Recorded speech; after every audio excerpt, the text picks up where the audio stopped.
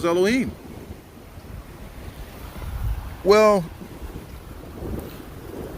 do you know there was many books not even included in the Bible? From Genesis to Revelation, there's 66 books, the canonized version. The Catholic Church intentionally left many of the books out. Why? Because in order to control you and to manipulate you, they can't give you too much information. A well-informed human being is very hard to control. And to control the masses, you have to have an effective way to manipulate them. So they left out the Apocrypha, Pseudepigrapha, the Lost Books of Eden. How about Obadiah, the Book of Jubilee, the Book of Enoch? Why is Enoch not in there as important as that is?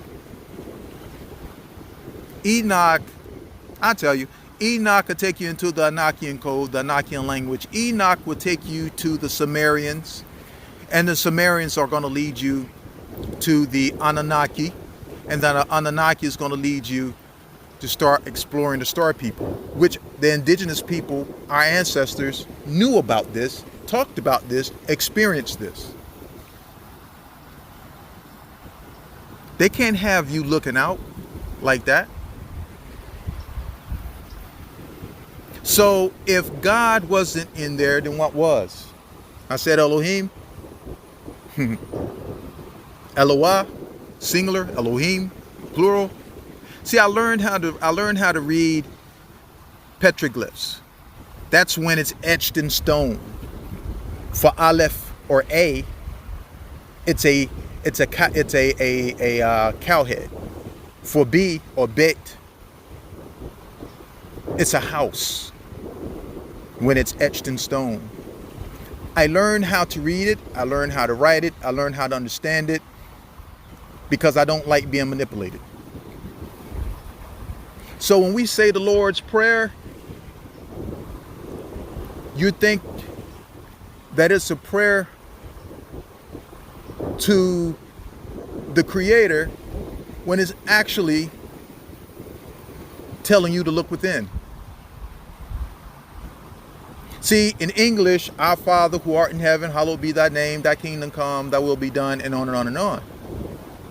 In Hebrew, it's Tefillah Avinu Shabbat Yikadesh Shemerka, Tavomakateka Yaseruzonka, and on and on and on. It's very similar to what I said in the opening when I said the Thanksgiving address. It's an invocation and an affirmation. It's making you take responsibility as a human being on this earth. It's telling you to look within, not without. Jesus wasn't Jesus in the Bible, but the person that we're talking about always told you to look within. The kingdom is within. 82:6 in Psalms, it says, ye are gods. To look for the Creator within yourself. It's written in your DNA, in the periodic table. Why do I say Jesus is not Jesus? Because there's no letter J in Hebrew. So if you look into the original text, you're not going to find Jesus, Jeremiah, Jerusalem, any kind of J words, because J is not in the alphabet or the alphabet. So what was it? Yahoshua or Yeshua? So remember I said too much information? When you start looking into the real person, you'll find out that no, he didn't turn the other cheek. As a matter of fact, he was pissed off with the rabbis in the synagogue because of how they were distorting things. He went in there, he ramshacked it. So no, he didn't turn the other cheek. He was a warrior. If you ever go to Egypt, you'll actually see the house that he stayed in. Why? Because he traveled the world and studied the mystic systems that was left by Thoth, the Atlantean.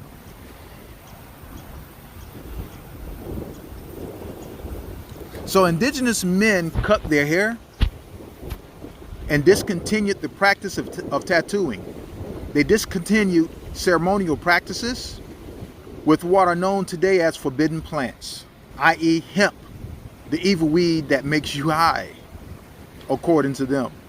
Social pressures from the colonizers influenced indigenous women to wear American clothes instead of traditional indigenous dress. The colonizer believed that remaking the Indian into himself would save the Indian by killing the man. Killing his language was a most effective way to completely kill the Indian's identity and teach him, number one, Anglo-ish, and number two, the colonizer's religion.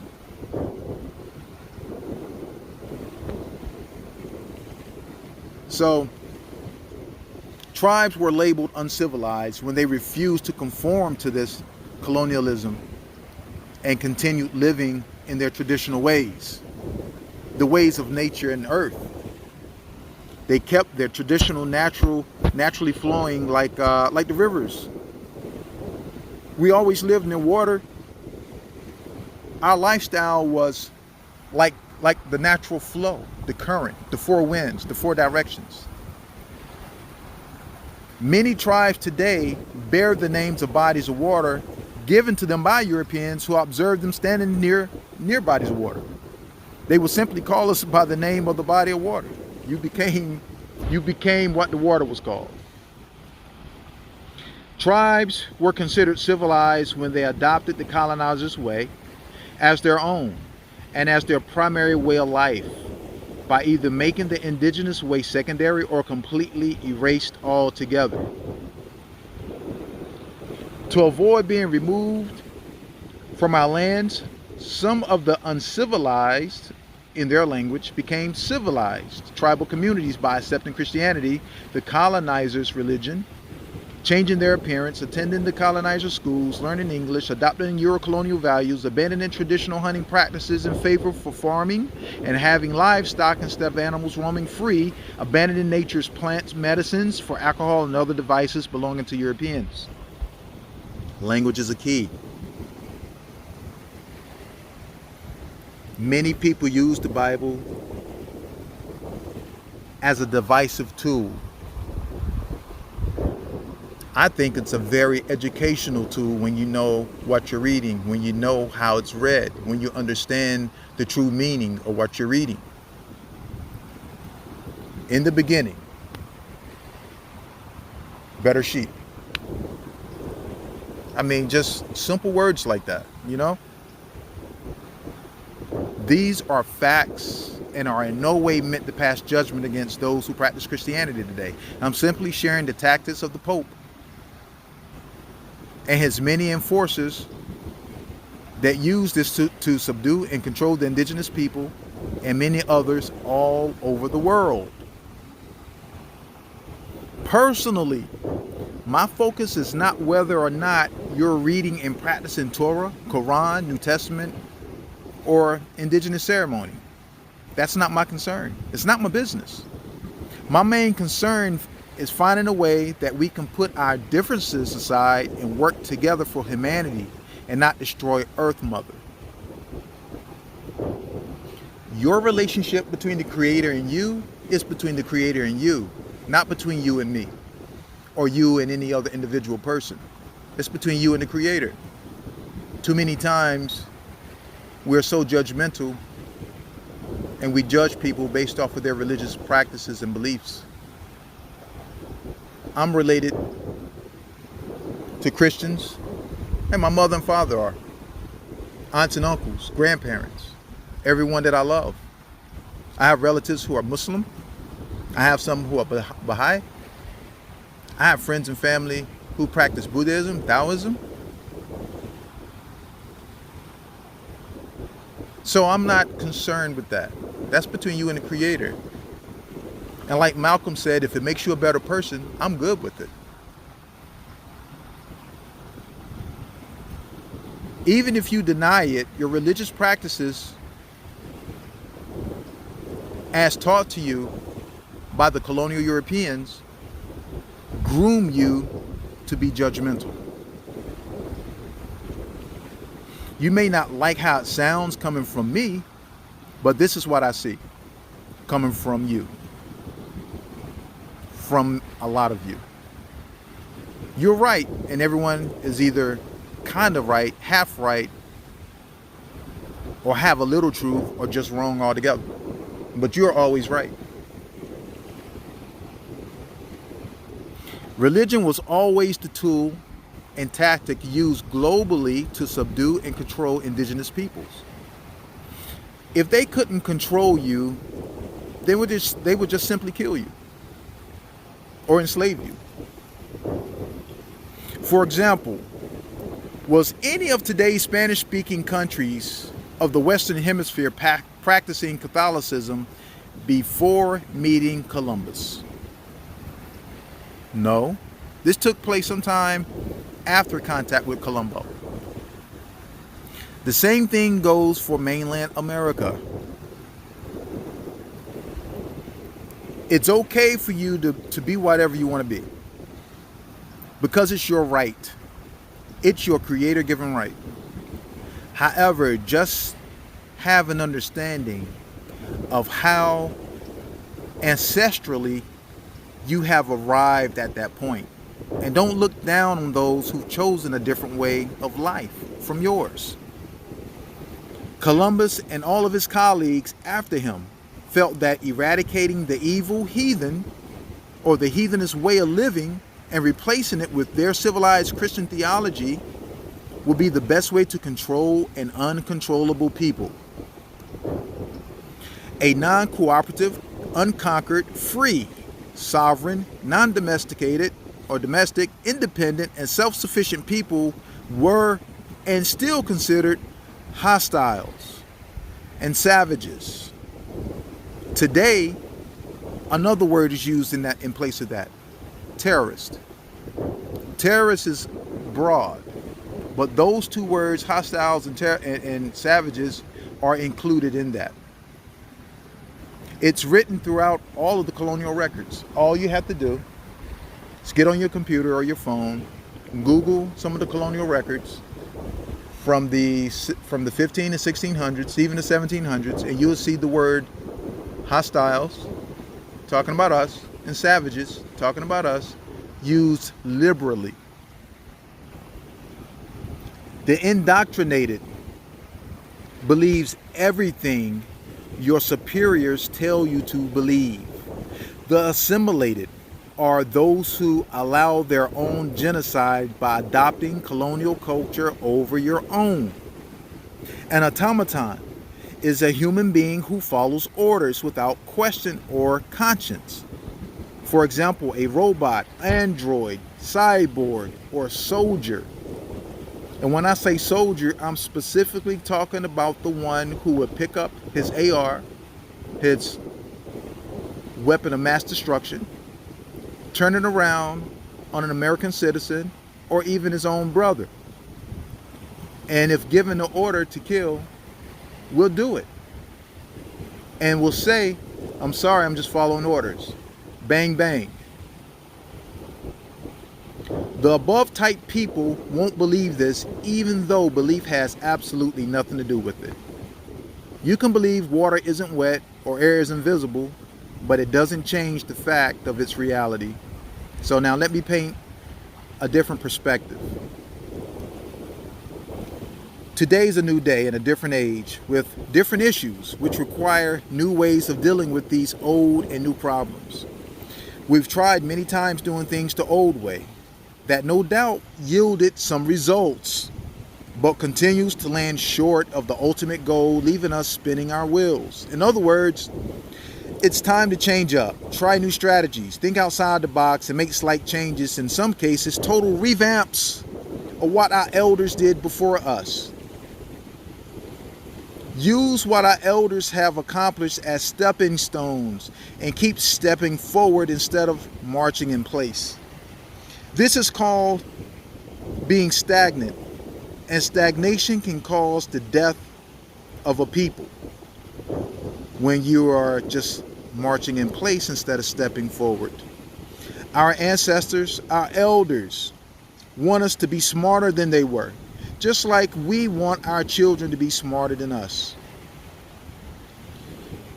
Some of you feel like you're dishonoring the ancestors by taking different approaches instead of doing things exactly the way they did.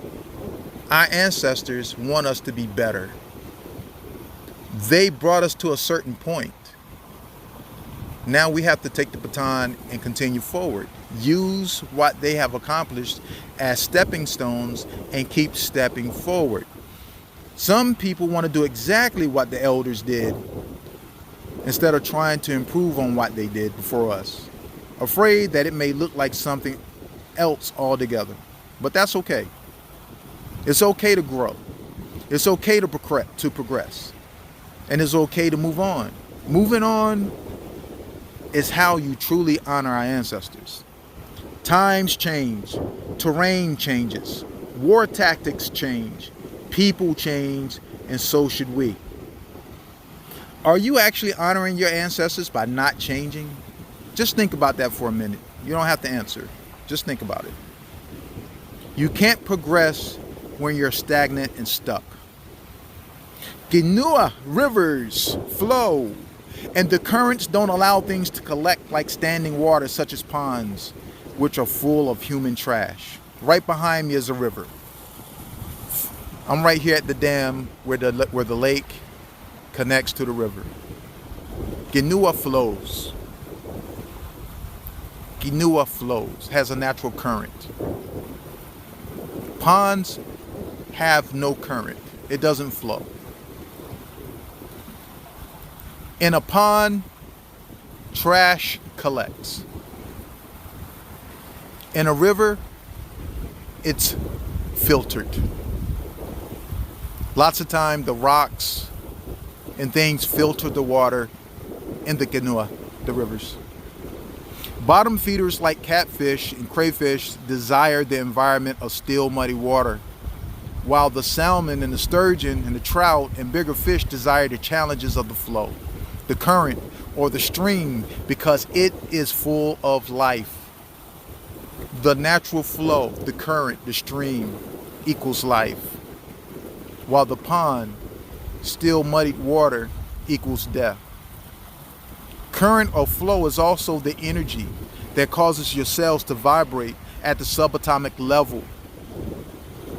This mysterious force has been called many times in China, Qi, in Japan, Ki, in India, Prana, and I call it Rashudakya, our ancestors in our land.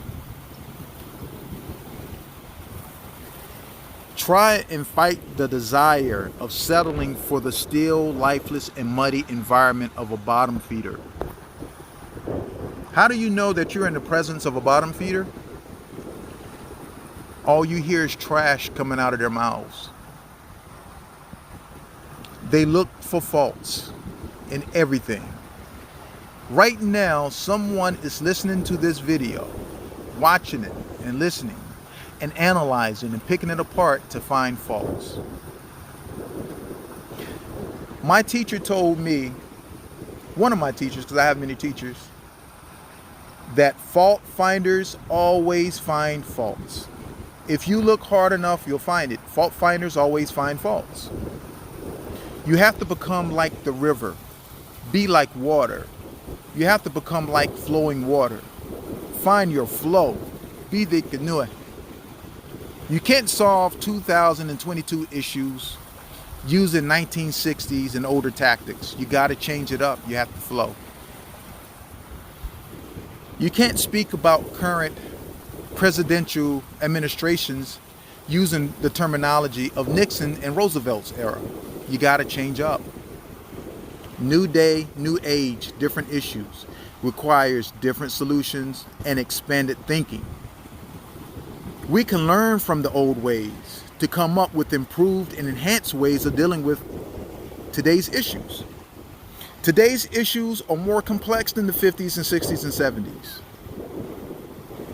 Also, you have to let the youth have a voice. Elders, you need to guide the youth, not ride the youth. Stop riding their backs. Give them the opportunity to learn. guide them, don't ride them. And elders, you need to be humble. Elders need to humble themselves, because being an elder isn't a free pass, because sometimes you choose the way of ego. You choose ego instead of being the wise elder you proclaim to be. Even though they have the ability to impart wisdom, because they have gained life experiences over the years of living. However, their lower reptilian nature would not allow them. So because they choose to feed the wrong wolf, or choose the boat over the canoe, or choose Andrew Jackson fiat notes over our own wampum, or foreign religious doctrines and ideologies over family blood ties, you actually become a part of the problem. Again, elders, there's no free pass, because there's still work to do. You're needed. Your job description has just changed. Still an elder. The heavy lifting is for the younger ones. But elders, you need to show the young ones how to lift properly, using the knees and not the backs. Or should I say, using the minds and not the mouths. So, message to our youth, young adults, listen more than you speak. Because if you're always talking, then when are you actually listening? You can't do both simultaneously and be effective. You haven't been alive long enough to have the life experiences. You haven't lived through Jim Crow, civil rights, and whites-only toilets and fountains. So youth and young adults, close your lips and listen. But remember, nobody knows everything, not even close. Even if someone says they do, if you're on social media or something like that, you need to delete and block. If you are in person, you actually need to run away. You need to run away fast. Run away like the river. Keep it moving. Every time I think I know something, the creative forces of universal energies within me proves differently. I realize just how much I don't know. If you're one of those out there feeling more special than others, looking down on others because you were raised in the powwow culture all your life, being involved in the native social community all your life, or most of your life, and are recognized by a state or federal entity, then I'd like to say first, congratulations for being one who has defied the odds of being wiped out of history. Second, I would like to say thanks for keeping the aspects of our culture alive. But last, and definitely not least, I'd like to say that maybe you should come down a little bit. Come down a little bit and walk with the rest of the people that you look down on. Walk shoulder to shoulder with your indigenous relatives instead of spewing nonsense and hate. Because truthfully, if you're an Eastern Woodlands native who predominantly practices Plains native culture by claiming their dances, drumming, songs, and even their languages, then maybe you're not as high up the ladder as you thought. There's nothing wrong with that. Speaking an indigenous language is great if yours has been lost. But don't act like you're higher than everyone else. I see a lot of Plains culture being used to supplement what was lost here. And now the Skorure culture is being taken to supplement because you know it's local. You want something local. And right now I'm speaking to my state. You want something that's from here. But can't claim it if you acknowledge us, Tuscarora people, still living in North Carolina. See, pride is a killer when ego is its director. Come down off your high horse and let's work together. Part of my own spiritual growth is to find a way to coexist with federal, state tribes, all natives, urban, non-recognized, whoever. Some may not want to coexist, but should I spend every waking moment worrying about the bottom feeder mentality, or should I work with the ones who found their flow? Some will try to pick every word apart here. They will question me, my genealogy, my bloodline, my intentions, and say I wasn't in the long walk of the 70s. I was a little boy in the 70s. Or I didn't do this or do that. And my response is, if you're so accomplished, then why not help us continue your efforts to continue to accomplish for our communities today? Are you humble enough to do that? Or is your ego leading you a different direction? You have to leave the bottom feeder mindset in the wind for any progress to be made. I'm not saying any of this as if I have the solution to our problems, because I realize I'm just a speck in the universe. My martial arts teacher, wise elder Soki Childress, rest in peace, once taught me that everything we do in the universe is insignificant, but it's essential that we do it. That's a quote he taught me and told me to expand on it. Told me to think about that. It was a little confusing at first. It's a deep quote. I'll say it again. Everything we do in the universe is insignificant, but it's essential that we do it. Think about that and expand on it. Everyone who thinks about that is probably going to come back with a different perspective. Meaning these messages, these videos won't stop the fires of the Amazon. This is my perspective of that quote. None of these videos that I'm doing won't stop the fires that happen in the Amazon and fires that are currently happening worldwide. It won't stop the pipelines that's crisscrossing our lands. It won't decontaminate the Cape Fear River, the rivers of Michigan, and the land and the waterways of the plain of out there in Standing Rock. It won't do that. The Cape Fear River here is our state's main artery, and it's contaminated. But why is it essential that we do it? It may inspire one more person to do better. And every act, that energy and intention that you put out in the universe, that prayer, that invocation that you put out in the universe, it causes motion. This is a forward motion. Forward momentum has a way of taking on a life itself. Enough forward thinkers and free thinkers moving forward in the world can cause real positive change to happen. This message is to all people, not just indigenous people. Not just indigenous Americans, the indigenous African, Polynesian, Australian, and so forth. This is to all people. This is to people of European descent, who we call white people, Caucasians, of Scot and Irish, English, Portuguese, Spanish, African, American. It's to everyone. Because we all have to live on this planet together. That's all we can do. Learn from our ancestors and apply our own ingenuity and we have to do this to reverse the damage caused by the deaf culture that exists on Mother Earth today. Change will take a group effort. We must realize this now, all of us, and find our flow and learn the currents of life, the sacred circle, so we can follow the energy of the current. Indigenous people all over the world are becoming more active and fed up with the downward spiral and destruction of our lands and continued genocide of people.